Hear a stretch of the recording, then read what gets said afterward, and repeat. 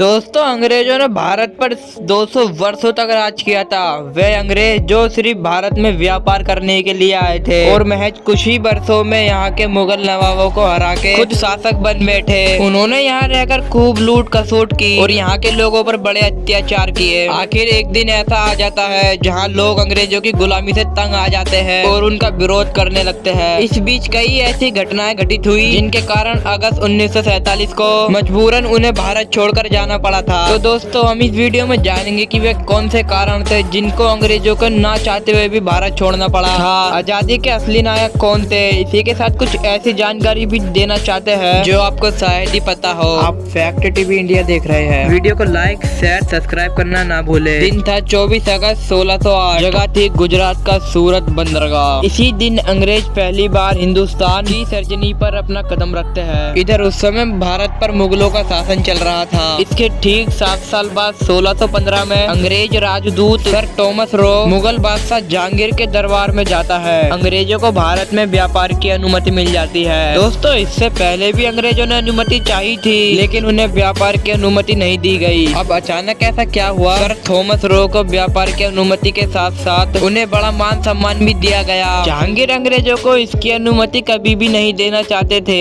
क्योंकि इससे पहले पुर्तगाली जो भारत में आतंक मचा रहे थे उनसे मुगल बादशाह भी परेशान थे। मगर एक घटना के कारण जहांगीर अंग्रेजों को मना नहीं कर सके और उन्हें अनुमति दे दी गई। पहले जान लेते हैं क्या थी वह घटना। एक बार जहांगीर की बेटी जहांआरा, जो कि उनकी बहुत ही प्रिय थी, वह अपने जन्मदिन की तैयारी करते समय वो पूरी तरह जल जाती है। उसकी हालत खराब हो गई। जहांगीर बड़े चिंतित हुए। उन्होंने हाकिम, वेदों और कई अन्य तरीकों से उसका इलाज कराने की कोशिश की, लेकिन कोई फायदा नहीं हुआ। जब सर टॉमस रो जहांगीर के दरबार में आया हुआ था, जब उसने देखा बादशाह के चेहरे पर मुस्कान नहीं है, वे दुखी लग रहे थे। पूछने पर उन्होंने बेटी का इलाज ना होने की बात बताई। सर टॉमस रो ने बादशाह को भरोसा दिलवाया कि वह उनकी बेटी का इलाज करवा कर देगा। बादशाह ने इसके बदले कुछ भी करने का वचन दे दिया। इसके बाद उस अंग्रेज ने तुरंत ही ब्रिटिश डॉक्टर को बुला दिया। जहांआरा का इलाज ब्रिटिश मेडिकल से करवाना शुरू कर दिया। आप जानते हैं कि आज भी एलोपैथी की दवाई सबसे ज्यादा काम करती है। उस समय भी कुछ दिनों में जहांगीर की बेटी ठीक हो जाती है, जिसे देखकर बादशाह बड़े खुश हुए और इसके बदले सर थॉमस रो ने बादशाह से व्यापार की अनुमति मांग ली। जहांगीर मजबूर थे, वे मना नहीं कर सके और अंग्रेजों को व्यापार का शाही फरमान जारी कर दिया गया। दरअसल अंग्रेजों को भारत में व्यापार की बड़ी संभावना नजर आ रही थी। वे भारत से बड़ी मात्रा में चाय, मसाले और अफीम का व्यापार करने लगे थे। अंग्रेज चापलूसी में बड़े माहिर थे। अब अंग्रेज भारत में पूरी तरीके से अपने पांव मजबूत कर चुके थे। अंग्रेज व्यापार के साथ साथ शासन में भी हस्तक्षेप करने लगे थे। उन्होंने यहाँ के राजाओं की आपसी फूट का फायदा उठाते हुए अपनी शक्ति को ज्यादा मजबूत कर लिया था। अंग्रेजों ने 1757 में फिलासी के युद्ध में मुगलों को हराकर बंगाल पर अधिकार कर लिया था। इसके बाद 18वीं सदी के अंत तक पूरे भारत पर अंग्रेज अपनी हुकूमत स्थापित कर चुके थे। इस दौरान उन्होंने भारतीय उद्योग धंधों को पूरी तरीके से चौपट कर दिया था। अब वे भारत से कम दाम में कच्चा माल खरीद कर ब्रिटेन भेजते और वहाँ से तैयार हुआ माल भारत में लाके कई गुना ज्यादा दामों में लाकर बेचते थे।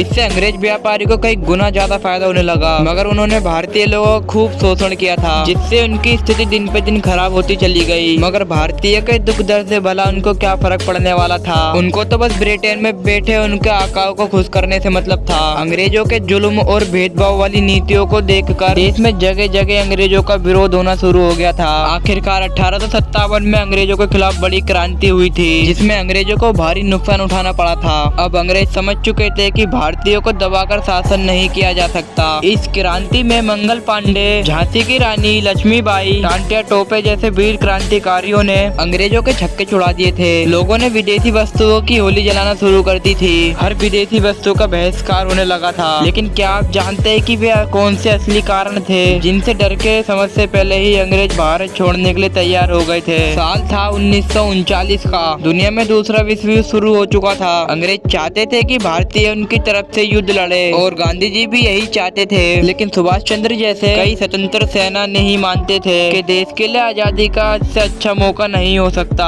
अगर यदि कहा जाए कि अंग्रेजों को किसी ने नुकसान पहुंचाया है तो वे थे हिटलर और दूसरे थे सुभाष चंद्र बोस। इस युद्ध में इंग्लैंड की अर्थव्यवस्था चौपट हो गई थी। द्वितीय विश्व युद्ध के समाप्ति के 2 साल बाद अंग्रेजों को भारत छोड़ना पड़ा था। वे ऐसा नहीं चाहते थे, मगर इस युद्ध ने अंग्रेजों की कमर तोड़ दी थी। 1945 के बाद ब्रिटेन ब्रिटेन खुद अमेरिका के कर्ज में आ गया था। इधर नेताजी सुभाष चंद्र बोस ने अंग्रेजों को बड़ा नुकसान पहुंचा दिया था। हिटलर ने अंग्रेजों को इतना बुरा मारा था कि इनको कहीं का भी नहीं छोड़ा था। उनकी अर्थव्यवस्था तबाह कर दी गई। अब उनके पास इतना सामर्थ्य नहीं था कि दूसरे देशों में शासन कायम रख सके। सोचिए अगर हिटलर ना होते तो शायद दूसरा विश्व युद्ध भी ना होता और ना ही इतनी जल्दी भारत आजाद होता। रही सही कसर सुभाष चंद्र बोस ने पूरी कर दी। सुभाष चंद्र बोस ने यूरोप में रहते हुए वहाँ की राजनीति हलचल का गहन अध्ययन किया था। उसके बाद उन्होंने आजाद हिंद फौज का गठन किया था। वे इटली में मुसोलिनी से मिले, जर्मनी में वहाँ के तानाशाह हिटलर से जा मिले और भारत को स्वतंत्रता दिलाने के लिए उनसे सहायता मांगी। दोस्तों, महात्मा गांधी ने देश की आजादी के लिए कई आंदोलन चलाए थे।